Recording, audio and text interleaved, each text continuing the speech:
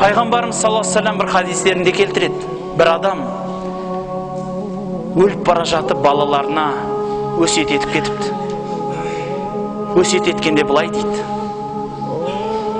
мені өлгеннен кейін отқа жағып, бір бөлігін суға, бір бөлігін далаға шашып тастаңдар дейді. Солай істейді балалары. Бірақ пайғамбарымыз айтады, қияметте Аллах оны бол дейді. Ол болады. Қайтадан сол қиқымнан жиналады екен. Сол қиқымнан жиналып, мына дүниедегідей қайта тірілгенде әлгі адам Аллахтың алдында тұра алмай қиналады. Сонда Аллах сұрайды екен пендесінен: ей пендем, бұндай тірлікке сені не нәрсе шақырды?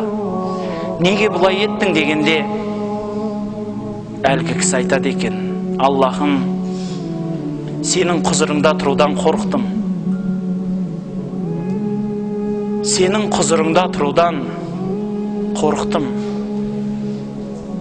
Сенің жинап алатыныңды да білемін. Бірақ аз да болса кешігейінші сенің алдыңнан. Сенің алдыңнан тұруға, осындай күнәларыммен қарап тұруға қорықтым, ұялдым дейді. Құранда айтады: Мән хафа мақама раббихи ва нахан нафса анил хауа фа иннал джанната хиял мауа дейді. Кімде-кім Раббысының құзырында тұрудан қорықса және өзінің нәпсісін тыйса, ол кісінің баратын жері жәннат дейді.